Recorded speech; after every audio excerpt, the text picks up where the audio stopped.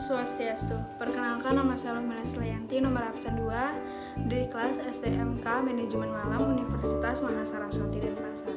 Di sini saya akan menjawab ujian akhir semester MSDM Internasional oleh Ibu Ni Nyoman Ari Novarini SE MM. Baik, di sini saya akan menjawab pertanyaan nomor 1, yaitu jelaskan mengenai metode penilaian kinerja 360 degree, feedback dan pengaplikasiannya di dalam perusahaan multinasional. Yaitu metode penilaian kinerja 360 degree, feedback merupakan penilaian multisumber dengan penilaian dari atasan, bawahan, rekan kerja, dan penilaian diri sendiri.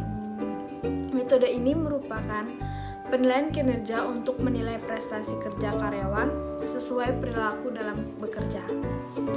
Hasil dan penerapan penilaian kerja metode 360 degree feedback akan lebih efektif dan objektif dibanding metode penilaian tradisional.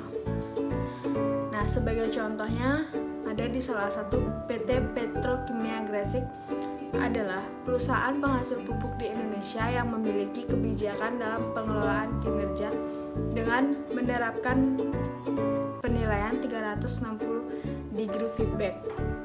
Metode penilaian kinerja 360 degree feedback pada PT Petrokimia Gresik dilakukan karena hasil penilaian dan berbagai sumber penilaian yang mempengaruhi objektivitas penilaian.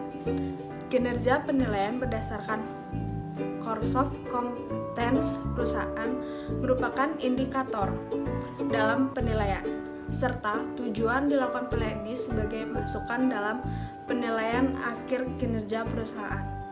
Faktor pendukung maupun penghambat metode penilaian kinerja 360 degree feedback lebih dominan muncul dari internal perusahaan. Saya akan menjawab pertanyaan nomor 2, yaitu jelaskan mengenai pendekatan kompensasi internasional pada perusahaan dan contoh penerapannya di perusahaan multinasional. Yaitu yang pertama ada pendekatan going rate atau disebut juga dengan pendekatan market rate. Dalam pendekatan ini, gaji pokok untuk transfer internasional dikaitkan dengan struktur gaji di negara tuan rumah. Perusahaan multinasional biasanya mendapatkan informasi dari survei-survei kompensasi lokal dan harus memutuskan apakah karyawan lokal, para ekspatriat dengan kebangsaan yang sama, dan para ekspatriat dari semua kebangsaan akan menjadi titik referensi dalam menetapkan patokan. Misalnya, sebuah bank Jepang yang beroperasi di New York perlu memutuskan apakah titik referensinya adalah gaji-gaji lokal Amerika Serikat, para pesaing Jepang lainnya di New York, atau semua bank asing yang beroperasi di New York. Baik, yang kedua ada pendekatan balance set atau kadang-kadang disebut juga dengan pendekatan build-up. Pendekatan balance set dalam kompensasi internasional adalah suatu sistem yang dirancang untuk menyamakan daya beli para karyawan pada tingkat kehidupan di luar negeri dengan posisi yang dapat dibandingkan dengan negara asal, serta menyediakan intensif untuk mengimbangi perbedaan-perbedaan kualitatif di antara lokasi-lokasi pengawasan. Misalnya, pendekatan ini adalah karyawan yang mendapat penugasan di luar negeri tidak seharusnya menderita suatu kerugian materi akibat transfer, dan hal ini dapat dicapai melalui pemanfaatan apa yang biasanya disebut pendekatan balance sheet.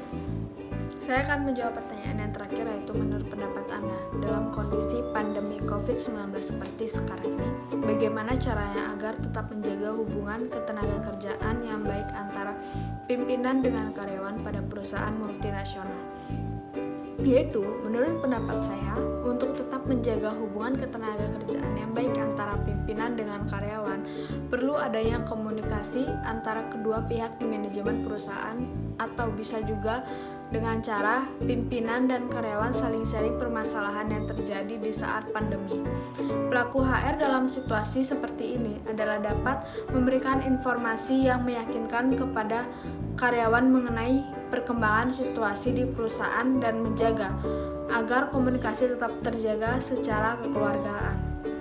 dan memberikan tanggung jawab lebih kepada karyawan, Anda akan membuat karyawan tersebut merasa kemampuannya dipercayai oleh perusahaan, sehingga secara psikis akan membuat karyawan tetap termotivasi untuk selalu memberikan performa yang lebih baik.